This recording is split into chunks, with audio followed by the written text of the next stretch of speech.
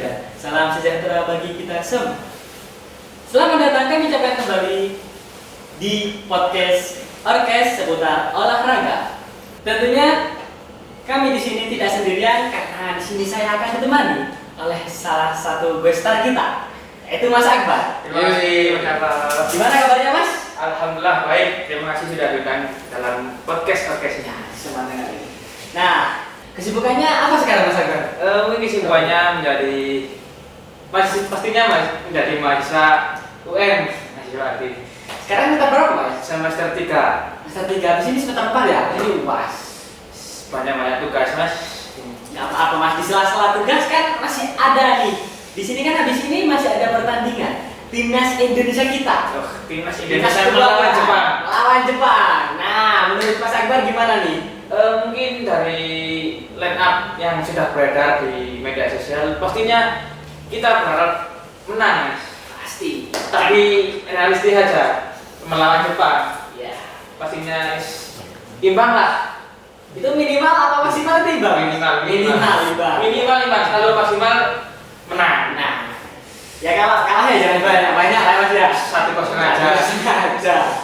Nah, kan Timnas Indonesia itu habis ini melakukan kualifikasi melawan Jepang. Di sisi lain, ada Timnas Futsal Mas di Indonesia yang sudah menjuarai Penantian selama 14 tahun. Selamat bagi Timnas Futsal Indonesia Putra. Nah, kan Timnas Futsalnya ada juara. Itu menunggu 14 tahun lamanya. Nah, itu faktor-faktor yang menjadi Timnas Indonesia juara itu gimana Mas? Mungkin yang pertama dari saya itu apa Mas? Dari segi pelatih. Kan Kak semua pelatih itu bisa meracik budaya Indonesia. Kan juga coach Hector juga sudah lama di Indonesia dengan melatih bintang tim Surabaya dan sudah berkecimpung lah di liga-liga futsal di Indonesia. Itu kalau dari faktor pelatih ya, Faktor pelatih. dari pemainnya Mas. Mungkin juga dari pemain juga sangat berkontribusi, sangat terutama pemilihan pemain dari coach Hector, memilih pemain yang dimainkan itu juga dulu kan coach Hector awal-awal kan memanggil 25 pemain untuk training camp. Itu juga banyak pemain yang dicoret, yaitu nama-nama besar seperti Al-Bagir, Ardiansyah, Tuboy dan Dewa Rizky. Nah, itu kok bisa Mas? Apakah perform dari ketiga pemain tersebut yang sudah mempunyai nama besar?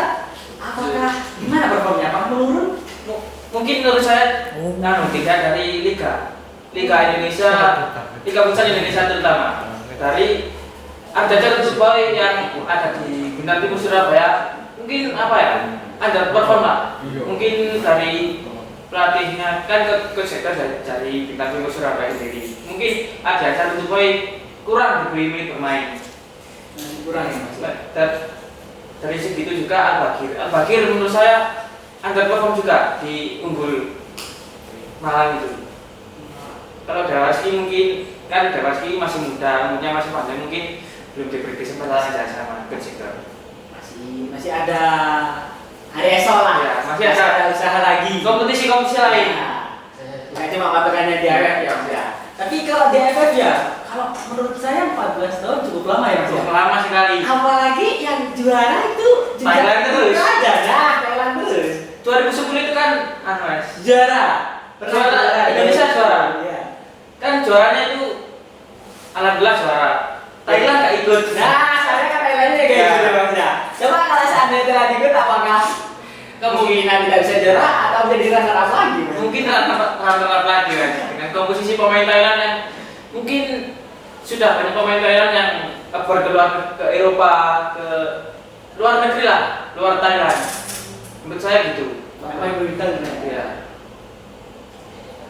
Nah, kan di timnas sepak bola itu kan ada naturalisasi. Ya. Nah, kalau timnas futsal apa enggak ada naturalisasi sih? Mungkin di timnas futsal ini tidak perlu. Menurut saya tidak perlu karena timnas futsal ini dari segi pembinaan terus dari segi liga futsalnya lumayan bagus Mas. Kan juga banyak turnamen-turnamen kan kalau sepak bola kan dari pelosok-pelosok kan nyari lapangan atau nyari klub itu kan susah. Kan sekarang lapangan futsal atau gor futsal kan sudah banyak di Indonesia. Teman-teman. Ya, jadi kalau kita main futsal lah, kita cari teman atau cari lawan gitu. Mungkin dari segi pembinaan itu sudah bagus dan liganya juga sudah bagus. Kalau menurut saya itu tidak perlulah ambil naturalisasi dari luar atau pemain diaspora dibagi lagi ke Indonesia itu tak perlu. Cukup kita menemukan bibit-bibit baru yang kita olah dengan Kalau menurut Mas Afaf, gimana pendapat tentang apakah futsal di Indonesia itu perlu adanya naturalisasi atau tidak? Ya kemungkinan ya Mas ya. Kalau emang naturalisasi itu kan ada sisi hal negatif dan sisi hal positif. Ya. Menurut saya ya kemungkinan bagus naturalisasi kan soalnya kan pengalaman itu juga berpengaruh Mas. Iya. Berpengalaman kan maksudnya di mental kalau futsal kayak gitu. Menurut saya ya tidak perlu, mungkin satu orang atau dua orang agar bisa membimbing yang lain di junior di saya ini. Tapi menurut saya kalau pemain Indonesia itu sudah cukup Mas, cukup cukup setara lah dengan pemain-pemain luar negeri. Sudah siap lah, mentalnya itu sudah terbentuk dari awal. Gitu, menurut saya. Tidak perlu lah naturalisasi di futsal, cukup di sepak bola aja. Seperti olahraga lainnya. Ya Mas, minum dulu. Iya. Santai dulu aja. Nah, selain kita membicarakan timnas futsal, kan tadi malam kalau nggak salah itu ada ranking FIFA pertama yang menjuarai Piala Dunia, kalah di Kualifikasi Piala Dunia. Di kualifikasi 2-1 Mas. Bagaimana tanggapannya Mas? Mungkin mungkin dari segi pemain sudah mungkin kecapean dari klub yang pertandingannya sangat padat, dari klub ada UCL apalagi karena kan Liga Spanyol sendiri kan semakin padat pertandingannya.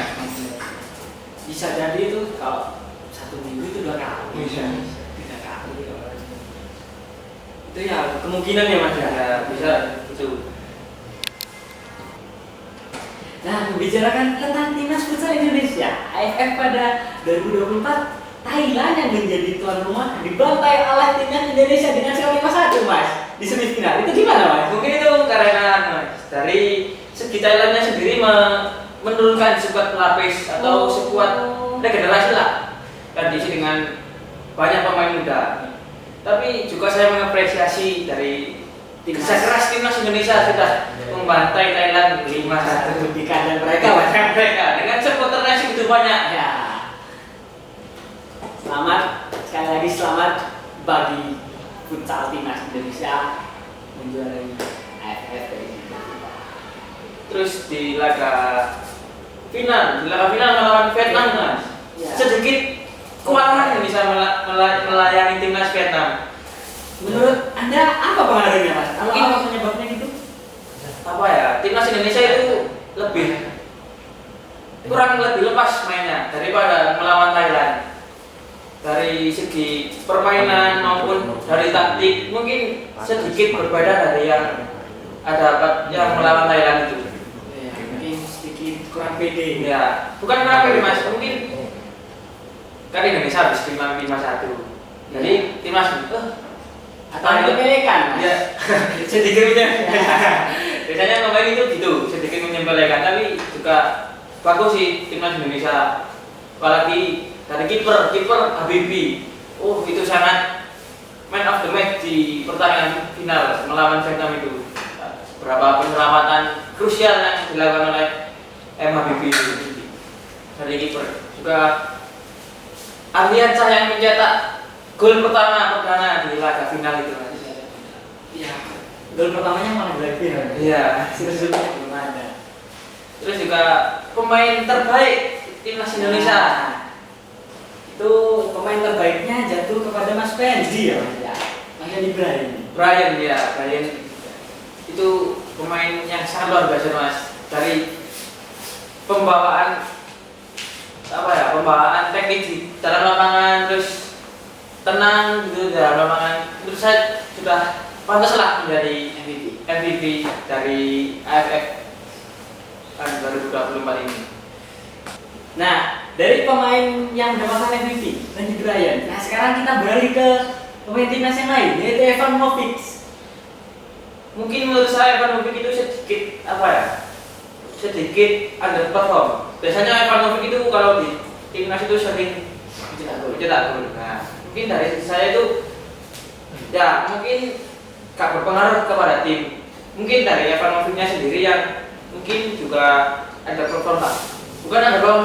Nah, ini kan pada Piala Asia ini, apakah pemainnya itu sama atau diregenerasi lagi sama coach? Mungkin dari coach Hector sendiri melihat komposisi pemain ini kan sudah matang, Mas. Mungkin bisa ditambahin dari coach Hector bisa melihat pemain-pemain yang perform, kan abis ini liga bergulir lagi. Mungkin bisa menyeleksi pemain-pemain barulah di liga, bisa ditarik ke timnas untuk menjadi bagian dari timnas Indonesia. Nah, saat kita membicarakan Piala Asia ini, Indonesia sebagai tuan rumah nih Mas. Menurut Mas itu prediksinya Mas, apakah Indonesia bisa menjuarai Piala Asia? Apakah masuk pada 3 besar? Kan soalnya Indonesia juga di Asia juga banyak kan negara-negara yang lainnya sudah peringkat-peringkatnya di atas Indonesia itu. Mungkin menurut saya Mas dilihat dari segi pemainnya dulu. Mungkin kalau optimis saja ya, kalau bisa juara Mas, minimal lah juara runner up atau masih 3 besar lah. Sudah bagus banget. Mungkin juga dilihat dari pemainnya dulu siapa yang dipanggil ke sektor untuk di Piala Asia ini. Mungkin menurut prediksi saya bisa lah Indonesia masuk ke 3 besar lah minimal. Optimis saja Mas, 3 besar. Ya saya juga ya negara-negara lain yang peringkat. Mungkin juga negara tetangga Thailand mungkin bisa menurunkan skuad utama. Itu juga bisa menjadi lawan yang sangat ditakuti. Terus ada Jepang juga yang sudah peringkatnya di atas Indonesia di Asia Tenggara ini. Minum Mas, santai dulu aja Mas. Siap, minum dulu. Nah, kita beralih topik ini Mas. Kan ini sudah membicarakan tentang timnas futsal kita Yang sudah menjuarai AFF pada 2024 di tuan rumah di Thailand. Nah, kita beralih topik ke timnas Indonesia kita Mas. Yang habis ini sepak bola yang akan melawan timnas Jepang di kualifikasi Piala Dunia. Gimana Mas? Prediksi starting atau line up-nya? Mungkin dari line up juga saya masih bingung ya. Mungkin tidak dipanggilnya Miss Hilgers juga berpengaruh kepada taktik dari Sintayong ini. Mungkin dari datangnya Kevin Dix juga mempengaruhi permainan dari timnas Indonesia saat ini. Mungkin prediksi line up dari saya dari kiper mungkin tetap Siapa Mas? Martin Paes andalan itu. Andalan. Karena juga pada performnya pada kemarin itu juga lumayan bagus ya Mas ya. Lumayan bagus dan cukup nyaman lah adaptasinya dengan timnas ini. Terus dari center back mungkin Coach Sintayong ini menurunkan 3 center back seperti kemarin. Siapa saja Mas? Mungkin menurut saya yaitu Kevin Dix sebagai pengganti Mes, ditaruh di sebelah kiri, terus Rido di tengah dan J.I. di sebelah kanan. Mungkin gimana menurut Masnya? Apakah seperti itu? Saya ya Rizky Rido ditempatin di tengah. Di situ yang sebelah kanan bisa jadi Kevin Dix digantinya Mas Hilgers. Yang sebelah kiri baru diisi dengan Rizky Rido. Buat saya itu dari center back-nya ya. Selain dari center back kita balik ke back kanan dan back kiri. Dipanggilnya Yance dan Yasa itu bisa menggantikan si itu. Ya. Mungkin dari back kanan dan back kiri bisa diisi oleh Sandy Walsh sama Verdong menurut saya. Kan mungkin ada banyak pilihan juga Mas di sebelah ini juga ada Asnawi, ada Arhan, terus ada Yance yang bisa mengisi di kedua tempat ini di posisi Verdong dan Sandy Walsh ini. Dari gelandang nih Mas, dari tengahnya. Tengahnya mungkin siapa nih dari Mas? Apakah Justin Hubner? Apakah dari Eva Jenner? Mungkin yang untuk saat ini bisa dimasukkan starting mungkin dari Tom Hai sama Nathan Joanes. Menurut saya dari kedua gelandang ini mungkin mempunyai tipikal yang tidak jauh berbeda. Tenang. Ya dari permainan juga taktiknya bisa tidak bisa ditebak oleh pemain, terus tenang juga. Apalagi Tom Hai ini sebagai penggerak di timnas squad ini Yang biasanya dijuluki dengan profesor. Masuk dengan gelandang kita ke tiga penyerang, tiga striker. Dan siapa saja Mas? Mungkin menurut saya di sisi striker Mas, yang biasanya sering dikomentari oleh netizen karena kurang tajam. Iya. Sisi striker Mas, mungkin di tiga penyerang ini ada Orat Manu, Rafael Strijk dan Witan. Mungkin ini dari tiga pemain ini sering diturunkan pada awal pertandingan atau starting 11. Nah, itu kan biasanya starting 11-nya itu yang masuk Marcelino Mas. Bagaimana tanggapannya? Mungkin tanggapan saya Marcelo bisa diganti oleh Witan karena Marcelo ini tipikal yang menyerang bukan bertahan. Gitu. Kan mungkin musuh melawan Jepang kita langsung menyerang kan tidak bisa kan, musuhnya juga berat gitu Mas. Mungkin dari Masnya ada prediksi line up? Kalau dari saya Mas ya, kalau dari gelandang saya kemungkinan ngambilnya itu DMF-nya itu Justin Hubner. Habis dari itu di sebelah kanan sisi penyerangan itu gelandangnya saya mengambil Tom Hai. Wah, taktik penyerang. Habis itu yang sebelah kirinya saya mengambilnya di Nathan Joa. Karena Nathan Joa itu bagus dari sisi penyerangan, bagus dari passingnya juga kan Mas ya. Di situ dari pertahanan juga bagus.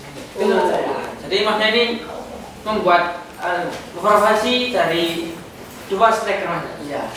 Nah kan saya juga menyebutkan tadi line up dari timnas Indonesia melawan Jepang. Apakah Mas Afaf sendiri bisa memprediksi line up yang sesuai dengan Mas Afaf untuk pertandingan melawan Jepang? Aslinya ini bukan prediksi ya Mas ya. Akhirnya keinginan saya. Oke. Kan, tapi kan lebih tahu juga ini ya Mas ya. Nah, kalau dari saya sisi gelandang itu saya mengambilnya 3 Mas. Oh 3.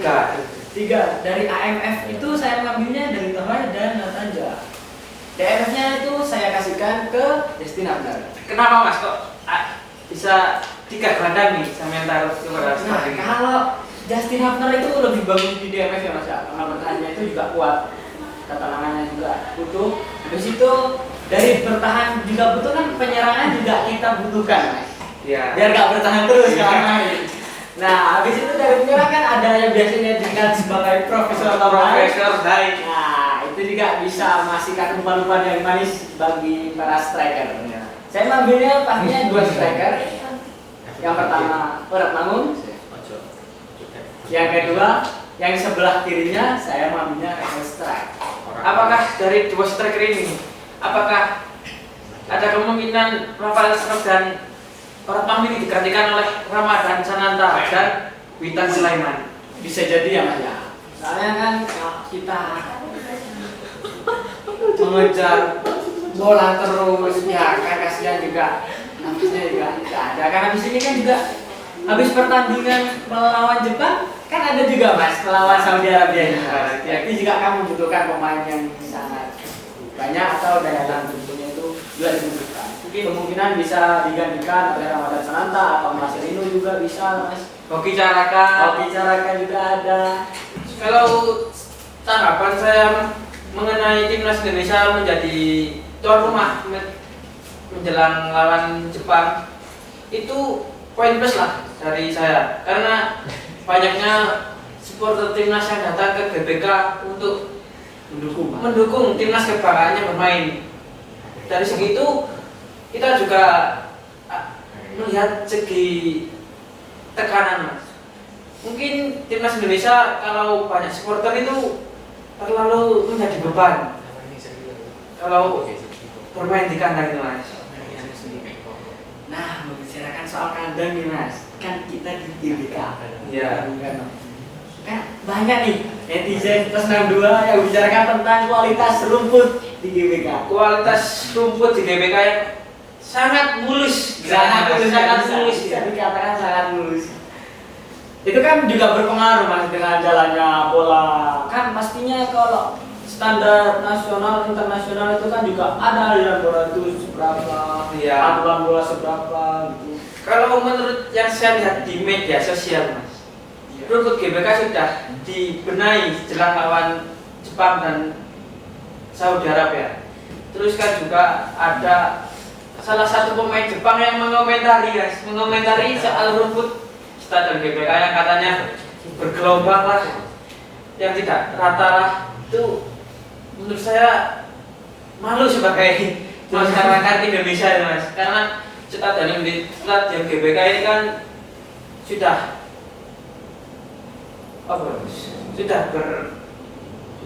sudah bertaraf internasional di mata orang luar Indonesia. Nah kan di Indonesia kan juga banyak juga stadion yang bagus gitu. Ya. Yang standar nasional, internasional kan juga banyak di Indonesia. Contohnya kan timnas kita itu dimain di GBT di Gelora Bung Tomo, itu kan juga masih memegang menang-menang terus itu Mas, belum pernah kalah di GBT. Mungkin kalau di GBT itu kurangnya kapasitas penonton, Mas. Mungkin dari timnas Indonesia sendiri mengejar banyak penonton untuk datang ke stadionnya. Mungkin itu menurut saya faktornya. Dari segi manajemen juga mungkin dari penjualan tiket butuh banyak pengeluaran, banyak pemasukan juga. Mas, sini kan kita dari tadi ngobrol aja. Belum makan ya Mas ya. Dari tadi belum makan nih, Mas. Dari Mas, saya ambilin cemilan nih Mas. Mau ini Mas, brownies? Mau, Mas. Apa saja mau ya? Oh ya, tahu masuk toh, sini toh. Siapa lagi? Ini ada brownies spesial. Siap Mas Yanto, makasih ya Mas ya. Terima kasih Mas Yanto. Kamu yang sangat spesial. Makasih ya Mas toh. Terima kasih Mas Yanto. Nah, sambil kita makan cemilan atau brownies ini Mas, kita bicarakan soal outfit yang Mas Akbar pakai ini. Kameramen, tolong kameramen. Ya, bisa kalian lihat Mas Akbar sekarang memakai jersey Arsenal atau kebanggaan dari Mas Akbar sendiri. Kebanggaan Mas, walaupun sekarang sedikit turun performanya. Iya, kalau pertama-tama itu kayaknya gak banget ya Mas ya.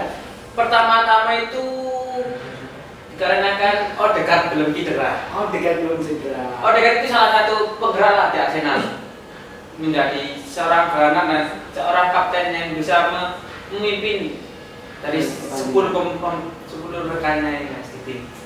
Nah, dari perform kan kayaknya dari awal itu bagus ya Mas ya. Awal-awal season itu bagus kan, sekarang dari pertengahan season dulu Masnya sebagai penggemar Arsenal bagaimana? Kalau Arsenal sekarang kan ya, itu dari segi pemain banyak yang cedera dan banyak yang kena kartu merah. Itu menjadi salah satu permasalahan di Arsenal. Jadi juga Arteta yang miskin taktik kalau menurut saya. Arteta kurang apa ya? Kurang memberi kesempatan pemain lain untuk bermain gitu Mas. Itu aja pemainnya. Ini Mas, sekarang bicarakan soal taktik. Kan ada nih yang tahun kemarin juara UCL. Itu katanya kan pelatihnya juga miskin taktik gitu Mas. Itu bukan miskin taktik Mas, itu cuma bingung pilih pemain. Oh, benar banget, kebanyakan main bintang berarti ya Mas. Banyak main bintang. Main bintang. Ya udah Mas, kan kita sudah ngobrol banyak nih dari masalah Piala AFF, timnas yang menjuarainya, habis itu masuk ke Piala Asia, habis itu masuk ke timnas Indonesia, yang akan melawan Jepang dan Saudi Arabia, membahas juga tentang Arsenal yang underperform. dan berperform. Mungkin itu saja ya, Mas Akbar. Terima kasih untuk waktunya ya, Mas Akbar. Terima kasih sudah. Semoga bertemu di tahun depan. Next. Ya, untuk teman-teman jangan kemana-mana, tetapi stay di HMD PGSD karena podcast selanjutnya ada sesi yang menarik nih dari podcast kali ini. Untuk teman-teman jangan lupa ya di like dan komen dan jangan lupa di subscribe, oke?